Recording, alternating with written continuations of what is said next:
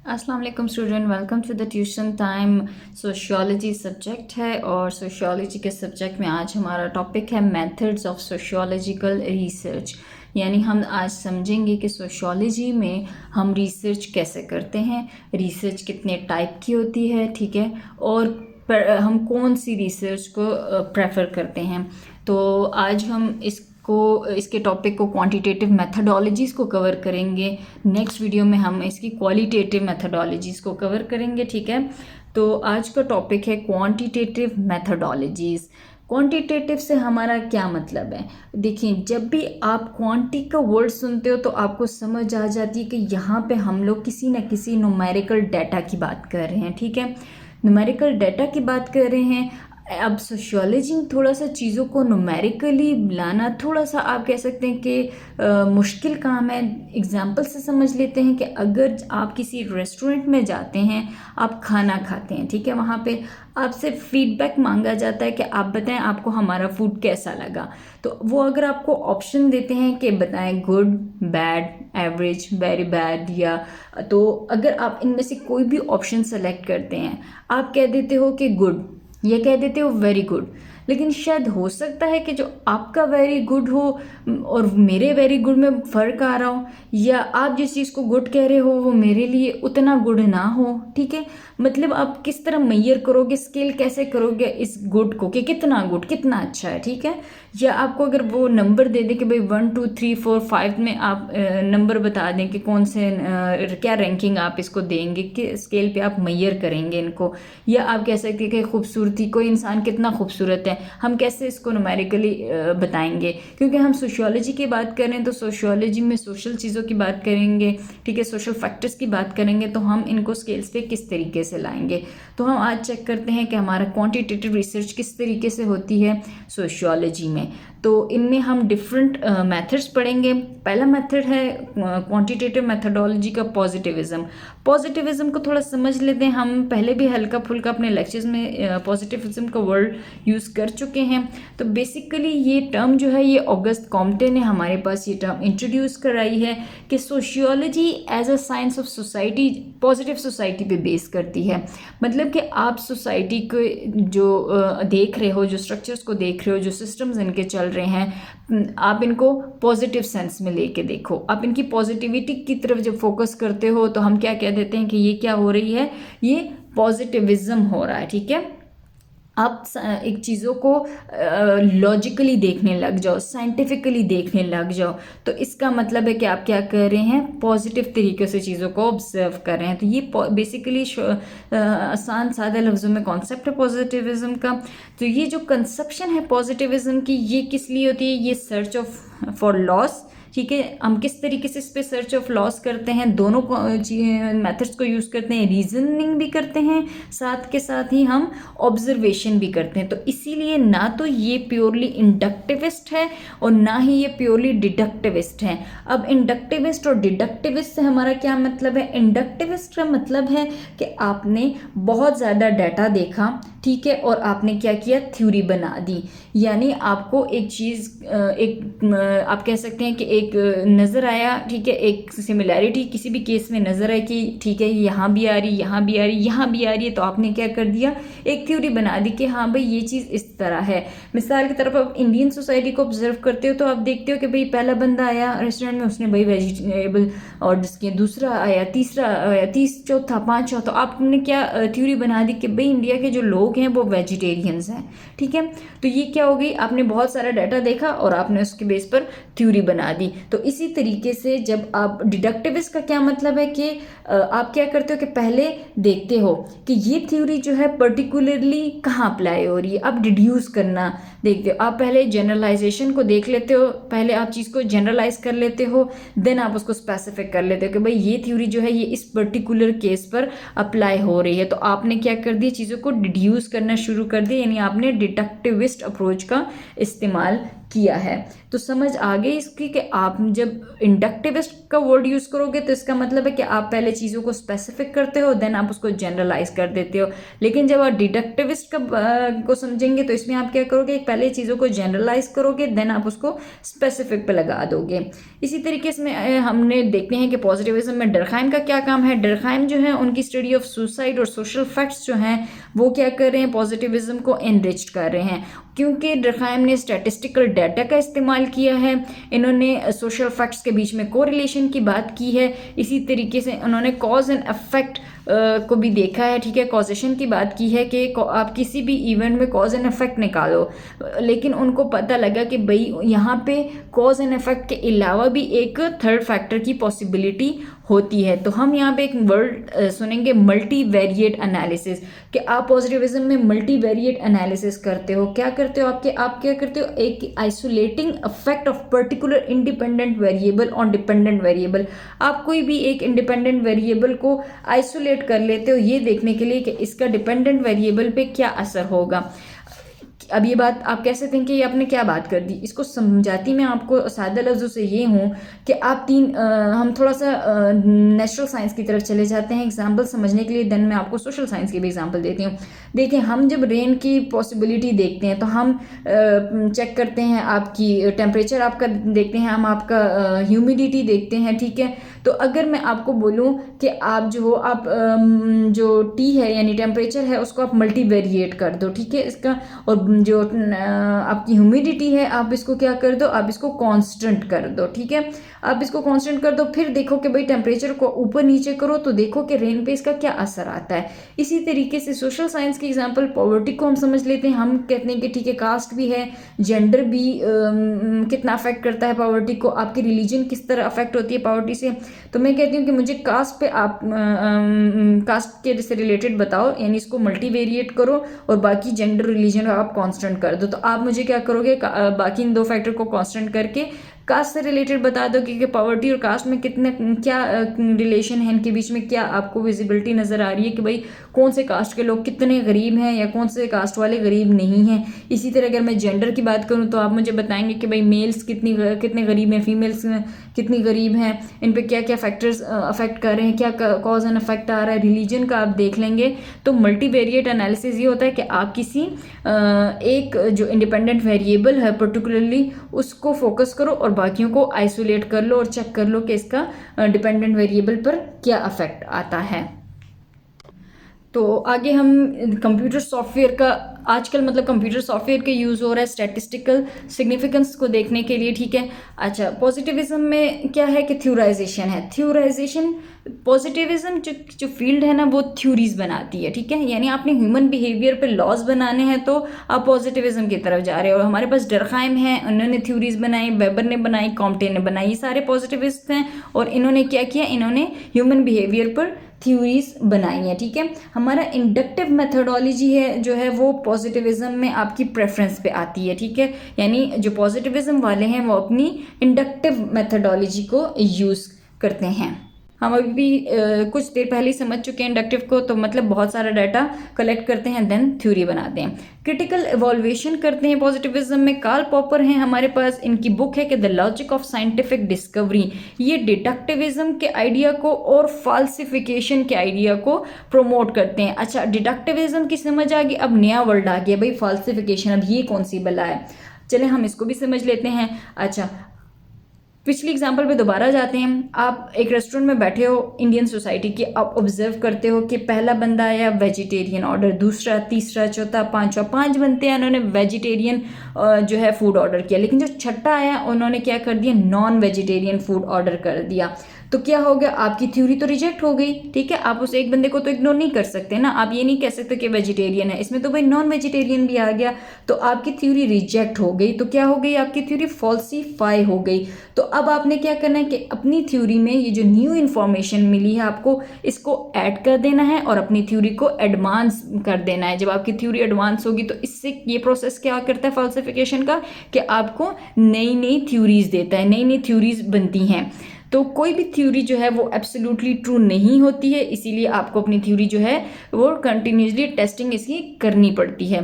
तो पॉजिटिविज्म वाले क्या कर रहे हैं, नई नई थ्योरीज बना रहे हैं, पुरानी थ्योरीज को चेक कर रहे हैं। कोई भी थ्योरी कंप्लीटली तौर पर ट्रू नहीं होती, इसलिए उसकी टेस्टिंग कंटिन्यू रहती है। जैसे ही उनको न्यू इन्फॉर्मेशन मिलती है वो पिछली वाली को फॉल्सिफाई कर देते हैं और थ्योरी को अपनी एडवांस कर देते हैं। तो ये हमारा था पॉजिटिविज्म का तरीका क्वांटिटेटिव रिसर्च करने का। अब अगला है हमारे पास लेबोरेटरी एक्सपेरिमेंट एंड सोशियोलॉजी। आपसे क्वेश्चन पूछा जा सकता है एग्जाम में कि जी बताएं हमें कि क्या सोशियोलॉजी में आप लेबोरेटरी एक्सपेरिमेंट करते हो। अगर आप अपने जो आपका जो आंसर है ना उसको एक्सप्लेन करें विद रीजंस, ठीक है। तो पहला क्वेश्चन आपसे ये पूछा गया कि भाई क्यों यूज़ करते हैं या नहीं। तो क्या है कि why sociologist don't use lab experiments, क्यों लैब एक्सपेरिमेंट्स नहीं यूज़ करते। पहली बात इसमें हमारे पास आएगी कि भाई अननेचुरल सिचुएशन होती है जबकि सोसाइटी नेचुरल है। आप लेबोरेटरी में एक अननेचुरल सिचुएशन बनाओगे जबकि हमारी जो सोसाइटी है वो नेचुरल है, हर बंदा वहाँ पे अपने नेचुरल बिहेव कर रहा है, ठीक है। तो लेबोरेटरी एक अननेचुरल सिचुएशन हो गई। फिर क्या है, आर्टिफिशियलिटी ऑफ सिचुएशन जो है वो इकोलॉजिकल वैलिडिटी के आपको क्या कर देगी, आपको लॉस मिल जाएगा। अब नया वर्ड आ गया इकोलॉजिकल वैलिडिटी। क्या मतलब है इस लफ्ज़ का, इसको इस तरीके से समझ लेते हैं कि जब आप अपने घर में होते हो अपने पेरेंट्स के साथ, अपने फैमिली के साथ, तो आप जिस तरीके से बिहेव कर रहे होते हो, क्या आप वही बिहेवियर किसी दूसरे के घर जब आप एज अ गेस्ट जाते हो उसी तरीके से बिहेव करते हो, नहीं करते हो। वहाँ आपकी क्या हो रही है, इकोलॉजिकल वैलिडिटी अफेक्ट हो रही है। तो इसी तरीके से जब आप सिचुएशन को आर्टिफिशियल बनाओगे तो आपको वो इकोलॉजिकल वैलिडिटी कैसे मिलेगी, ठीक है। फिर हमारे पास पेन एंड पेन आते हैं। वो कहते हैं कि भाई लेबोरेटरी में क्या है, इन्फॉर्म कंसेंट जो है वो बहुत डिफिकल्ट है कि आप बिहेवियर को अल्टर किए बगैर, आपने कुछ बंदे बुलाए, उनको बिठाया लेबोरेटरी में, आपने कहा कि भाई आप पे मैं ये तजुर्बा करने लगा हूँ, आप ने बिल्कुल नेचुरल एक्ट करना है। तो ये बहुत मुश्किल है, बल्कि नामुमकिन है कि वो बंदे नेचुरल एक्ट करेंगे, ठीक है। तो उनका बिहेवियर क्या होगा, अल्टर होगा। और अगर आप बिन बताए उनको ऑब्जर्व करो या उन पर कोई एक्सपेरिमेंट करो, छुप छुप के उनको देखो या कुछ करो, तो फिर एथिकल इश्यूज आ सकते हैं, यहाँ पे सवाल उठ सकता है, ठीक है, कि आप किसी की प्राइवेसी में कैसे इंटरवीन कर सकते हो। इसी तरह के पेन एंड पेन बात करते हैं कि ह्यूमन बीइंग जो है वो क्या है, कॉम्प्लेक्स है इन नेचर बहुत ज़्यादा। तो आप ये नहीं कर सकते कि एक बंदे को दूसरे बंदे के साथ मैच करना शुरू कर दो कि आपने एक बंदे पर लेबोरेटरी में एक एक्सपेरिमेंट किया, आपने मेल पर किया, मेल ने इस तरीके से रिएक्ट किया तो आप कहो कि बस ठीक है, फीमेल जो है वो इससे ऑपोजिट कर देंगी। नहीं, आप कैसे बात कर सकते हो कि वो ऑपोजिट कर सकते, हो सकता है वो ऑपोजिट रिएक्ट करें, हो सकता है बिल्कुल मेल जैसा ही रिएक्ट करें। तो इंसानी जो नेचर है वो बहुत पेचीदा है, इसीलिए आप इसको मैच नहीं कर सकते हो। देन हमारे एलन ब्रैमन आते हैं। एलन ब्रैमन कहते हैं कि जो ह्यूमन है वो एक क्या है, इंडिपेंडेंट वेरिएबल के तौर पर आप उसको एक हद तक मैनिपुलेट कर सकते हो, उससे ज़्यादा नहीं। यानी आप अब मेल को फीमेल तो नहीं बना सकते ना। तो आप जो ह्यूमन बीइंग की मैनिपुलेशन है, जिस तरह बाकी चीज़ों की कर सकते हो, नेचुरल साइंस में बाकी वेरिएबल्स को आप अप एंड डाउन कर सकते हो, लेकिन आप इंसानों को कुछ हद तक मैनिपुलेट कर सकते हो, वो उसके अलावा आप नहीं कर सकते। तो जाहिर बात है आपकी रिसर्च पे असर आएगा। अच्छा, नेक्स्ट पॉइंट है कि impossibility of fitting entire society into lab. आप एक लैब में पूरी सोसाइटी कैसे अंदर ऐड करोगे, किस तरीके से फिक्स करोगे या फिट करोगे, किस तरीके से आप उसको ऑब्जर्व करोगे, तो ये इम्पॉसिबल है। लॉन्गिट्यूडनल स्टडीज़, अब न्यू वर्ल्ड आ गया भाई, लॉन्गिट्यूडनल स्टडीज़, आप उनको नहीं कंडक्ट कर सकते हो। लॉन्गिट्यूडनल स्टडीज़ का क्या मतलब होता है कि आप कोई रिसर्च कर रहे हो, आप कुछ उसको over a period of time आप उसको ऑब्जर्व कर रहे हो। तो मिसाल के तौर पर आप 10 साल के लिए, तो आप 10 साल के लिए लोगों को किस तरीके से लैब में अंदर बंद रखोगे और उन पर तजुर्बा करते रहोगे। तो बहुत मुश्किल है कि आप लैब में बहुत लंबे अरसे के लिए लोगों को रखो और उनका जो सोशल चेंज है उनके बारे में आप स्टडी करो। तो लॉन्गिट्यूडनल स्टडीज़ नहीं हो सकती। तो ये वो रीजंस थी हमारी जिस वजह से हम कहते हैं कि सोशियोलॉजी में लेबॉर्ट्री जो एक्सपेरिमेंट्स हैं वो कुछ हद तक हो सकते हैं, लेकिन बहुत कम। वो जो आप हद बता सकते हैं, लिमिट्स बता सकते हैं ना, वो बहुत कम है। और क्यों है वो रीजंस हमने आपको बता दिए हैं। ऐसा नहीं है कि सोशियोलॉजी में लैब स्टडीज़ हुई नहीं है। आपको मैं 2 एग्जांपल्स दे देती हूँ जो लैब एक्सपेरिमेंट्स हुए हैं सोशियोलॉजी में। वेबर ने जो लीडर्स के, हम आगे पढ़ेंगे इनकी थ्योरी एंड जो लीडर्स की किस्में बताई थी उसके बारे में, जब लैब एक्सपेरिमेंट हुआ तो लोगों ने कैरिज्मेटिक लीडर्स को पसंद किया था।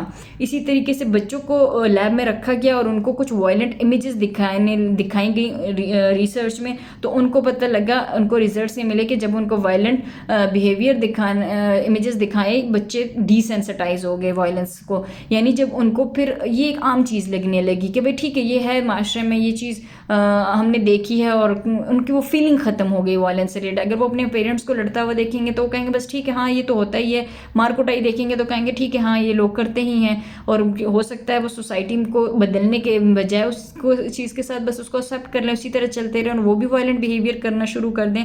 तो क्या हुआ, ये लैब एक्सपेरिमेंट्स हुई थी। अब फर्दर मूव करते हैं, नेक्स्ट तरीका है हमारे पास क्वांटिटेटिव मेथोडोलॉजी का फील्ड एक्सपेरिमेंट। आप फील्ड एक्सपेरिमेंट करके रिसर्च कर सकते हो, क्योंकि हमारे जो लैब एक्सपेरिमेंट्स हैं वो हम नहीं परफॉर्म कर सकते, इनएबिलिटी है हमारे फील्ड में, तो हम फील्ड एक्सपेरिमेंट को थोड़ा सा ज़्यादा इंपॉर्टेंस देते हैं। अब किसी भी सोशल वर्ल्ड में इंटरवीन करो, ठीक है, कि आपका जो हाइपोथेसिस है उसको टेस्ट हो कर सको, लेकिन आपने कुछ पर्टिकुलर वेरिएबल्स को आइसोलेट करना है। फॉर एग्जाम्पल मैं आपको स्टडी बता देती हूँ, JW सिसोन ने स्टडी की थी। उन्होंने एक एक्टर को क्या किया, ड्रेस किया बिजनेसमैन के ड्रेस में और खड़ा कर दिया चौक में और कहा कि तुमने लोगों से पता पूछना है कि भाई आप मुझे ये एड्रेस बता दो। वो बिजनेसमैन के गेटअप में था, उसने लोगों से पूछा, उसको बहुत ज़्यादा लोगों ने रास्ता बताया। फिर उसी बंदे को उसने एक मजदूर के फटे फुटे कपड़ों में खड़ा कर दिया और कहा कि अब तुम लोगों से पता पूछो। जब तब उसने लोगों से पता पूछना शुरू किया तो बहुत कम लोगों ने उसको रिस्पॉन्स दिया, ज़्यादातर लोगों ने उसको इग्नोर किया। तो JW सिसन ने कंक्लूड किया कि आपका जो सोशल इंटरेक्शन है उसमें आपकी क्लास बहुत ज़्यादा इफेक्ट करती है, ठीक है, क्लास इफेक्ट आ रहा है आपकी सोशल इंटरेक्शन पे।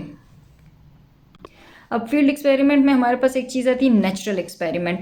जब रिसर्चर इंटरवीन नहीं करता और सिर्फ बैठ के ऑब्जर्व करता है, ठीक है, सिंपली ऑब्जर्व करता है, तो क्या कर रहा है, वो नेचुरल एक्सपेरिमेंट कर रहा है। यानी आप फील्ड एक्सपेरिमेंट में इस तरीके से भी रिसर्च कर सकते हो कि बस आप खामोशी से बैठ जाओ और बस जो हो रहा है आप उसको ऑब्जर्व करते रहो बगैर किसी मुदाखलत के। तो ये नेचुरल एक्सपेरिमेंट हो गया। अब फील्ड एक्सपेरिमेंट के में कुछ प्रॉब्लम्स हैं, ठीक है, क्या प्रॉब्लम्स हैं कि not completely possible to control variables as directed. आप वेरिएबल्स को कंट्रोल नहीं कर सकते अपनी मर्जी के हिसाब से, ठीक है। हॉथॉर्न इफेक्ट आ जाता है। हॉथॉर्न इफेक्ट क्या है, हॉथॉर्न जो है वो एक कंपनी का नाम था, ठीक है। इसमें इन्होंने आई थिंक नीडल्स वगैरह बनती थी। उन्होंने क्या किया कि भाई एक रिसर्चर गया, उसने कहा कि मैं और जो लाइट है ना फैक्ट्री की, उन लाइट्स को अप एंड डाउन करता हूँ, यानी उस वेरिएबल को थोड़ा सा मैनिपुलेट करता हूँ और देखता हूँ कि ये एफिशिएंसी ऑफ वर्कर पे कितना अफेक्ट करती है। लेकिन उन वर्कर्स को पता था कि भाई मालिक ने कोई बंदा भेजा और वो हमें ऑब्जर्व कर रहा है, तो वो गया, उसने लाइटिंग अप एंड डाउन की, लेकिन जो वर्कर्स थे वो धड़ाधड़ काम किए जा रहे थे, उनकी एफिशिएंसी पे कोई फ़र्क नहीं उन पड़ा। फिर उसने कहा कि शायद जो इनका काम है वो लाइटनिंग पे उस पर अफेक्ट नहीं होता, लेकिन जब उसने फोकस किया और समझा तो उसको पता लगा कि नहीं, लाइटिंग की बात नहीं है, मेरी मौजूदगी ने जो रिजल्ट था उसको अल्टर कर दिया, उसको अफेक्ट कर दिया, क्योंकि मजदूरों को पता लग गया कि भाई मालिक ने कोई बंदा भेजा जिसने हम पे नज़र रखी हुई है, तो वो धड़ाधड़ काम किए जा रहे थे। तो इसको कहते हैं कि हॉथॉर्न अफेक्ट, यानी जब रिसर्चर मौजूद हो एक जगह पे तो आपका जो रिजल्ट है वो अफेक्ट होता है। इसी तरह इसमें एथिकल इश्यूज आ जाते हैं। अगर आप पूछ के करोगे काम तो आपको पता है बिहेवियर अल्टर हो जाएगा, और आप अगर बिना पूछे किसी को ऑब्जर्व करोगे तो मार भी पड़ सकती है कि भाई क्यों मुझे देख रहे हो छुप छुप के, क्या मसला है आपका, और ये एथिक्स के खिलाफ हो जाएगा। तो एथिकल इशू भी आ रहा है। और आप ये जो आपकी फील्ड स्टडी है ये आप स्मॉल स्केल्स पे कर सकते हो और बहुत शॉर्ट पीरियड पे, तो वही बात कि यहाँ पे लॉन्गिट्यूडनल स्टडीज़ नहीं हो सकती हैं। ये हमारी कुछ प्रॉब्लम्स थी फील्ड एक्सपेरिमेंट के साथ। लास्ट मेथड है कंपैरेटिव मेथड्स। कंपैरेटिव के नाम से ही पता चल रहा है कि यहाँ पे आपने चीज़ों को कंपेयर करना है, ठीक है।